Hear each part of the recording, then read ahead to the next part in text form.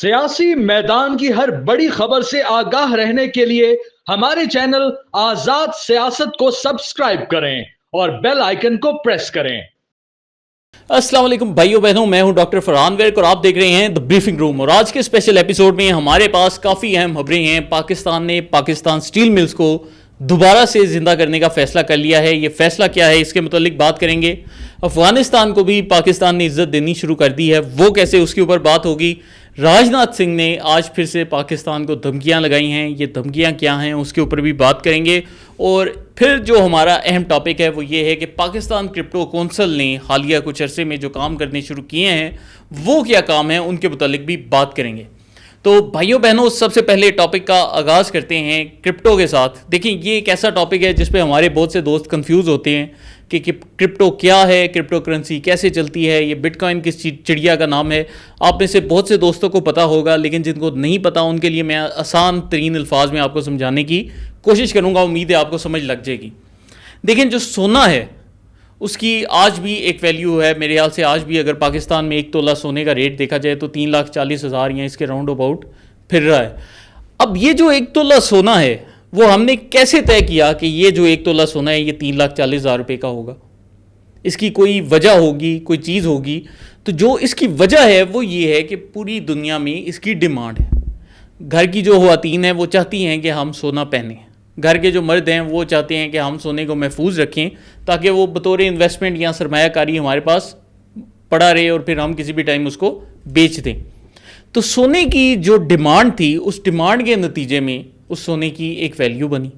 बिल्कुल इसी तरीके से जो हीरे हैं, आपको शायद ये जानकर हैरत हो कि हीरा दुनिया में इतना रेयर या नायाब नहीं जितना मशहूर किया जाता है। हीरों की जो पूरी सप्लाई है दुनिया में एक ही कंपनी है जिसका नाम है डिबियर्स। और ये जो कंपनी है दुनिया के हीरों की जितनी बड़ी कानें हैं उनकी बाकायदा इसने कब्जा की है। और होता क्या है कि ये कंपनी हीरों की भी जो सप्लाई है वो उसको कंट्रोल करती है। अगर ये ना करती तो आज जो हीरे हैं वो बड़े सस्ते रेट पर बिक रहे होते। और हीरे जो से हैं आर्टिफिशियली भी बनाए जा सकते हैं। तो अब क्या किया इस कंपनी ने कि इन्होंने बाकायदा इश्तिहारात और एक बड़े पैमाने पर एक मार्केटिंग कैंपेन लगाकर ख़वातीन को बताया कि diamonds are your best friend. और ये जो टैग लाइन थी ये इतनी मशहूर हुई कि वो जो ख़वातीन हैं वो हीरे की डिमांड करने लगी और फिर वक्त के साथ साथ हीरे की कीमत भी बढ़ती गई। तो दुनिया में जो भी चीज़ आप देखते हैं उसकी वैल्यू इस वजह से है क्योंकि दीगर इंसानों को उस चीज़ की ज़रूरत है। तो जब तक डिमांड नहीं होगी किसी भी एसेट की वैल्यू नहीं होगी। आपके पास हज़ारों रुपए पड़े हैं लेकिन अगर माशरे में लोग वो रुपए इस्तेमाल ही नहीं करना चाहते तो आपके जितने रुपए हैं वो बेकार हैं। आप उनसे कोई दुकान में चीज़ नहीं खरीद सकते, आप कुछ भी नहीं कर सकते। तो अब यहाँ पर क्रिप्टो आ जाता है कि जब 2010 का साल चल रहा था तब चंद लोगों ने इस चीज़ पर गौर करना शुरू किया कि यार अब तो हम इंटरनेट इस्तेमाल करते हैं तो हमें क्या ज़रूरत है ये सोने की, हीरों की, रुपयों की, इन नोट्स की। हम इंटरनेट के ऊपर पैसे क्यों नहीं बना कर रख सकते? लेकिन अब यहाँ पर एक मसला ये था कि इंटरनेट पर अगर पैसे बनने शुरू हो गए कि हमने इंटरनेट पर ये ऑनलाइन पैसे एक दूसरे को ट्रांसफ़र करने शुरू कर दिए तो यहाँ पर एक सबसे बड़ा इशू इसमें ये आता है कि एक बंदा फिर तो खुद से ही पैसे बनाता जाएगा, तो फिर तो इन पैसों का कोई एंड होगा ही नहीं। तो फिर इन पैसों की वैल्यू कैसे बनेगी? तो यहाँ पर जो बिटकॉइन के फाउंडर थे संतोशी नाकामोटो, उन्होंने एक कॉन्सेप्ट दिया। उन्होंने कहा कि हम जो एल्गोरिदम बना रहे हैं बिटकॉइन का, वो एल्गोरिदम ऐसा होगा जिसमें सिर्फ 21 मिलियन बिटकॉइन टोटल जनरेट होंगे कि पूरी दुनिया में 21 मिलियन से ज़्यादा बिटकॉइन नहीं बनाए जा सकते। और होगा क्या कि ये जो 21 मिलियन बिटकॉइन हैं ये एक साल में नहीं, ये बल्कि हर साल जो सा है ये जनरेट होंगे। इनकी एक फ़िक्स तादाद होगी और हर साल के बाद इनकी तादाद मतलब अगर एक साल में बिटकॉइन 100 निकले हैं तो उससे नेक्स्ट ईयर वो 50 निकलेंगे। कि मतलब ये कि बिटकॉइन की तादाद को भी हम हाफ करते जाएंगे ताकि उनको निकालना बड़ा मुश्किल हो।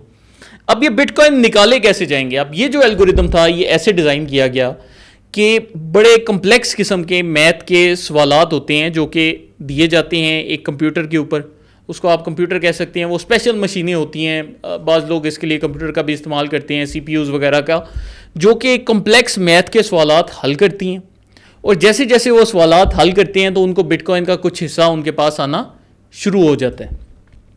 अब ये जो बिटकॉइन है इसको फिर वो जमा करते जाते हैं। अब ऑब्वियसली ये जो मशीनें हैं इनको चलना है تو ان کو کس چیز کی ضرورت ہوگی؟ بجلی کی. تو اب کیا ہو رہا ہے کہ آپ کو بجلی، ان مشینیں، یہ کافی بڑی تعداد میں یہ مشینیں بجلی لیتی ہیں، تو یہ مشینیں بجلی لیں گی، بجلی کے نتیجے میں بٹ کوائن کے کچھ فریکٹلز یا کچھ تھوڑا بہت حصہ جو سے جنریٹ کریں گی، اور پھر آہستہ آہستہ جو سے آپ کے پاس بٹ کوائنز جمع ہوتے جائیں گے. تو جب یہ سال چل رہے تھے 2011 12 13 14، تب بٹ کوائن کو مائن کرنا یا اس کو نکالنا انٹرنیٹ پر بڑا آسان تھا، کیونکہ وہ ابتدائی سال تھے. لیکن اب جیسے جیسے وقت گزرتا جا رہا ہے، بٹ کوائن کو مائن کرنا مشکل ہوتا جا رہا ہے، ان کی تعداد بھی کم ہوتی جا رہی ہے. تو اب یہ جو پورا کانسیپٹ میں نے آپ کو سمجھایا ہے، اس سے آپ کو پتہ چلے گا کہ بٹ کوائن چونکہ لمیٹڈ تعداد میں، کیونکہ اس کی تعداد 21 ملین سے زیادہ نہیں ہو سکتی، اس لیے کیا ہوتا ہے کہ دنیا میں جیسے جیسے بٹ کوائن کی مارکیٹنگ ہوتی ہے یا وہ چیز پھیلائی جاتی ہے، تو لوگ کہتے ہیں کہ یار یہ ایک ڈیجیٹل اثاثہ ہے جو کہ محفوظ ہے، اس کو کوئی ہیک نہیں کر سکتا، کوئی ہم سے لے کر نہیں جا سکتا جب تک ہم ان لوگوں کو پاسورڈ وغیرہ نہ بتائیں. اور یہ جو اثاثہ ہے یہ ہمارے پاس سونے کی نسبت زیادہ محفوظ ہے، کیونکہ سونے کو تو ہمیں تجوریوں میں رکھنا پڑتا ہے، لیکن اس اثاثے کا صرف ایک محفوظ پاسورڈ ہے. اگر وہ پاسورڈ ہمارے پاس ہوگا، ہم اس کو ایک کولڈ والیٹ میں رکھ دیں گے اور وہ ہمارے پاس نیٹ میں پڑا رہے گا. پھر جب ہمارا دل کیا ہم اس کو آن لائن لے گئے اور اس کو بیچ دیا، اور اس کے بدلے میں ہمارے پاس پیسے آ گئے. تو یہ وہ بنیادی کانسیپٹ ہے جس کے تحت کرپٹو کرنسی کی جو مارکیٹ ہے وہ چلتی ہے. پھر جب بٹ کوائن بنا تو لوگوں نے پھر مزید کرنسیاں بھی بنانی شروع کر دیں. کسی نے ایتھیریم بنا لیا، پھر وہ اس کے بعد کرنسیاں بڑھتی گئیں، اور آج کل مارکیٹ میں آپ دیکھ رہے ہیں کہ بہت سے کرپٹو ٹوکنز جو سے ہیں وہ مشہور ہیں، اور ان کی لوگ باقاعدہ ٹریڈنگ کرتے ہیں، خرید و فروخت چل رہی ہوتی ہے. لیکن اس کے جو پیچھے بنیادی کانسیپٹ ہے وہ یہ ہے کہ لوگ سونے، ہیرے یا یہ جو فزیکل پیسہ ہے اس کی بجائے انہی کرنسیوں میں انویسٹ کریں، اور ان کو بطور اثاثہ اپنے پاس انٹرنیٹ پر یا کمپیوٹر پر یا موبائل فون پر محفوظ رکھ لیں، یا اس کو USB میں بھی رکھا جا سکتا ہے. اور پھر کیا ہو کہ جب بھی لوگوں کو پیسوں کی ضرورت پڑے تو وقت کے ساتھ ساتھ ان اثاثوں کی قدر بڑھے گی، تو وہ ان کو بیچ کر وہ پیسے حاصل کر سکتے ہیں. اب پاکستان میں اس سلسلے میں سب سے زیادہ شور وقار زکا نے ڈالا. آپ جانتے ہوں گے 2015-16 میں انہوں نے اس کے اوپر بات کرنی شروع کر دی تھی. بلکہ بیچ میں ایک لمحہ ایسا بھی آیا جب تحریک انصاف کی حکومت آئی، تو میں ان کو تحریک انصاف کے وزیر سائنس فواد چودھری صاحب کے پاس بھی لے کر گیا. لیکن اس دور میں حکومت نے باقاعدہ کرپٹو کے اوپر ہی پابندی لگا دی، حالانکہ باقی ساری دنیا میں کرپٹو کی ایکسیپٹیبلٹی وقت کے ساتھ ساتھ بڑھ رہی تھی. اب جا کر 2025 میں پاکستان نے بالآخر کرپٹو کو اپنانے کا فیصلہ کیا ہے. ایک اچھا فیصلہ ہے، خوشائند فیصلہ ہے. لیکن بات پھر وہی ہے کہ وہ جو مائننگ مشینیں اگر ہم آج سے 9 سال پہلے نکالتے تو ان کا بہت زیادہ رزلٹ ہوتا. اب چونکہ ہم 2025 میں ہیں، اور میں نے آپ کو بتایا تھا کہ ان کے ہر سال جو مائننگ کیپیسٹی ہے وہ کم کرتے جاتے ہیں. تو بٹ کوائن کی ہر سال آپ پہلے سے کم تعداد نکالیں گے. تو اب چونکہ بٹ کوائن کو ریلیز ہوئے بھی 15 سال ہو گئے ہیں، تو آنے والے چند سال پاکستان مائننگ کر کے کچھ نہ کچھ اچیو کر سکتا ہے. لیکن آبویسلی یہ اس لیول کی فتح یا سکسیس نہیں ہوگی جو کہ ہمیں 10 یا 15 سال پہلے حاصل ہو سکتی تھی. لیکن اس سب کے باوجود ایک اچھا عمل ہے، ہم دنیا کے ساتھ مل رہے ہیں اور بھارت سے پہلے اس ٹیکنالوجی کو اپنا رہے ہیں. تو اس پر ہمیں اپنی گورنمنٹ کو اپریشیٹ کرنا چاہیے کہ ہماری حکومت بڑا اچھا کام کر رہی ہے.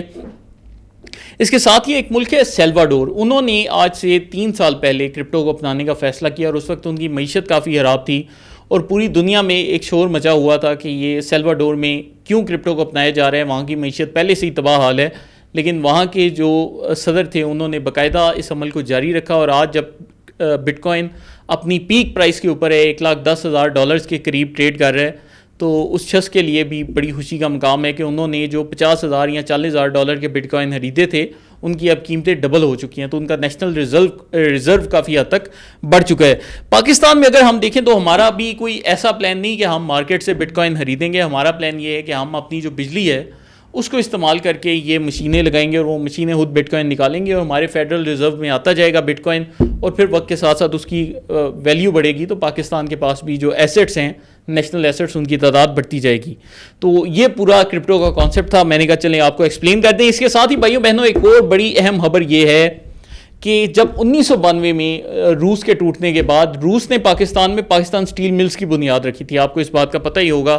اور پاکستان سٹیل ملز پہ روس کی شراکت سے پاکستان نے کافی عرصے بہت اچھا کام کیا. اب آج کا جو دور آ چکا ہے تو پاکستان کو اپنی 33% جو سٹیل ہے وہ باہر کے ممالک سے امپورٹ کرنی پڑ رہی، جبکہ بعض لوگ کہتے ہیں کہ تعداد اس سے بھی زیادہ ہے.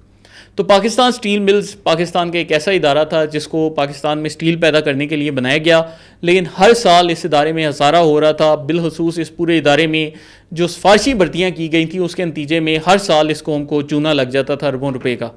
لیکن اب کیا ہو رہا ہے کہ روس نے دوبارہ پاکستان سے رابطہ کیا ہے اور انہوں نے بولنا شروع کیا ہے کہ آپ لوگ پھر سے پاکستان اسٹیل ملز کے اوپر کام کریں, ہم آپ کے ساتھ فلی کوآپریٹ کریں گے اور ہم دوبارہ سے اس اسٹیل ملز کو ایکٹیو بنائیں گے. تو یہ پاکستان کے لیے ایک بڑی خوشائند خبر ہے. اس کے ساتھ ہی بھائیوں بہنوں, ہم نے افغانستان کے چند بیانات آپ کے ساتھ شیئر کیے تھے, جس میں افغان جو طالبان تھے انہوں نے اب باقاعدہ ایک فتویٰ جاری کر دیا ہے کہ پاکستان میں دہشت گردی نہیں ہونی چاہیے. تو اس کے نتیجے میں اب پاکستان نے بھی افغانستان کے ساتھ اپنے سفارتی تعلقات بہتر کرنے شروع کر دیے ہیں اور افغانستان کے سفیر کو باقاعدہ پاکستان بلا لیا گیا ہے. اس سے پہلے وہ چارج ڈی افیئرز تھے جو کہ پاکستان کے ساتھ ڈیل کرتے تھے, تو پاکستان اب افغانستان کو تسلیم کر رہا ہے اور وہاں پر جو طالبان حکومت ہے اس کو واقعتاً ایک عملی شکل دی جا رہی ہے کہ پاکستان نے اس کو تسلیم کر لیا, اور اسی طرح پھر دیگر ممالک میں بھی آہستہ آہستہ اگر ان کی ایکسیپٹیبلٹی بڑھی تو طالبان حکومت پھر باقاعدہ لیجٹمائز ہو سکتی ہے. اس کے ساتھ ہی بھائیوں بہنوں, راج ناتھ سنگھ بھارت کا وزیر دفاع آج INS وکرانت پہ پہنچا اور وہاں پر جا کر اس نے ایک تقریر کی اور اس نے بولا کہ جی ہم پاکستان سے یدھ کرنا چاہتے ہیں. تو مطلب اس طرح کی غیر ذمہ دارانہ سٹیٹمنٹس بھارت کے وزیر, ان کا وزیر اعظم, سب لوگ دے رہے ہیں, اور یہ ساری جو سٹیٹمنٹس ہیں یہ بغیر کسی وجہ کے نہیں. ہم نے کل بھی آپ کو بتایا تھا کہ بھارت کا جو آرمی چیف ہے وہ ایک مندر میں جاتا ہے اور وہاں پر جا کر گرو جی اس کو بولتے ہیں کہ تم نے جی آزاد کشمیر لے کر آنا ہے. تو بنیادی طور پر کیا مسئلہ ہے کہ ہم لوگ کسی عقل مند گروپ سے ڈیلنگ نہیں کر رہے. ہمارے سامنے ایک ہندوتو کا نظریہ ہے, اور یہ بنیادی طور پر نظریہ کیا ہے کہ یہ لوگ اکھنڈ بھارت بنانا چاہتے ہیں, اور اس مقصد کے لیے ان کو بنگلہ دیش, نیپال, چین کا مطلب تبت والا پورا ایریا, پاکستان, افغانستان, سری لنکا, بھوٹان, ان سارے علاقوں پر قبضہ کرنا ہے. تو اس آئیڈیالوجی کے تحت یہ لوگ اب کیا کر رہے ہیں کہ یہ مودی کو تیار کر رہے ہیں کہ تم تھوڑے سے ایریے پر قبضے کرو, پھر ہم مزید قبضے کریں گے. آج کل یہ بنگلہ دیش کو بھی دھمکیاں لگانے لگے ہیں. تو یہ جتنی بھی حرکتیں کر رہے ہیں اس کے اوپر پاکستانی ریاست بھی بالکل تیار ہے اور ہم بھی ان کو جواب دینے کو ریڈی بیٹھے ہیں. لیکن یہ ہمارے لیے ایک میسج بھی ہے کہ ہمارا دشمن کس طریقے سے لڑائی کے لیے تیار ہے اور ہمیں ہر وقت ان کے لیے اب تیار رہنا ہوگا. ایک جو دھمکی اس کے ساتھ لگائی گئی وہ یہ کہ INS وکرانت پاکستان میں جتنی بھی تیل کی سپلائی تھی اس کو بند کرنا چاہ رہا تھا. تو یہ جو دھمکی ہے اس کا ایک مطلب پاکستان کے لیے یہ بھی ہے کہ ہمیں بھی اب ایران کے ساتھ جو تیل کا پورا اپنا معاملہ ہے اس کو سٹریم لائن کرنا پڑے گا, کیونکہ اگر بھارت کل کو ایسی کوئی حرکت کرنے کی کوشش کرتا ہے تو پاکستان کے پاس بھی کوئی آلٹرنیٹ موجود ہونا چاہیے. اس کے علاوہ بھائیوں بہنوں ایک بڑی اہم خبر یہ ہے کہ بھارت کے ایک بہت بڑے دانشور ہیں سبرامنیم سوامی, اور یہ جو سوامی ہے یہ بنیادی طور پر کہا جاتا ہے کہ اس وقت BJP کی جتنی آئیڈیالوجی ہے اس کو کنٹرول کرتا ہے. RSS کے ساتھ اس کا تعلق رکھا. یہ بڑا ایکسٹریمسٹ قسم کا, مطلب آپ سمجھیں گے بالکل ایک کلٹ سے بھی ایک نیکسٹ لیول کے اوپر جو ایک آئیڈیالوگ ہے وہ سبرامنیم سوامی ہے. اور یہ وہ بندہ ہے جو کہ اکھنڈ بھارت کا کانسیپٹ اور دیگر سارے کانسیپٹس لے کر پھرتا ہے. آج کل اس کے مودی سے ہلکے پھلکے اختلافات ہیں کیونکہ یہ سمجھتے ہیں کہ مودی پاکستان کے ساتھ بڑا پیار بھرا رویہ رکھتا ہے, تو ہمیں اس سے زیادہ سخت رویہ یا مکمل جنگ کی جانب جانا چاہیے تھا. ویسے یہ بندہ امریکہ سے اکانومی میں PhD ہے اور ہارورڈ گریجویٹ بھی ہے, میں نے شاید سنا ہے. لیکن اتنا پڑھا لکھا بندہ بھی جب ہندوتو کے کلٹ میں چلا جائے تو وہ جاہل ہوتا جاتا ہے اور ہمیں نظر آ رہا ہے. لیکن آج اس کے منہ سے ایک ایسی چیز نکل گئی جس نے پورے بھارت کو ہلا کر رکھ دیا ہے. اس نے بولا ہے کہ پاکستان نے ہمارے 5 طیارے تباہ کیے. تو اس سے پہلے اور اس نے رافیلز کے تباہ ہونے کا بھی باقاعدہ انکشاف کیا. تو اس سے پہلے پاکستانی ریاست تو بار بار بول چکی ہے کہ ہم نے بھارت کے تقریباً 7 طیارے تباہ کیے ہیں, لیکن انٹرنیشنل میڈیا جو سا تھا وہ 2 سے 3 طیاروں پر معاملہ رکھ رہا تھا. اور آج یہ جو سبرامنیم سوامی کی طرف سے انکشاف ہے کہ پاکستان نے 5 طیارے تباہ کیے, اس سے مودی سرکار کو بہت بڑا جھٹکا محسوس ہوا ہے اور اب وہ بڑے پریشان ہیں اور اپنے ہی آئیڈیالوگ کو, وہ بندہ جس نے ان کو اکھنڈ بھارت کے کانسیپٹ کے اوپر کھڑا کیا, اسی کو گالیاں دے رہے ہیں. تو یہ اس وقت اوور آل ملک کی صورتحال ہے اور بھارت کی صورتحال ہے. اس کے ساتھ ہی آج کے شو کا اختتام کرتے ہیں. اگر آپ کو ہماری خبریں پسند آتی ہیں تو ان کو شیئر بھی کیا کریں تاکہ لوگوں کو پتہ چلے کہ یہ سب کیا ہو رہا ہے دنیا میں, اور ہمارے آزاد سیاست کے چینل کو لائک, سبسکرائب اور شیئر کرتے جائیں. بہت شکریہ.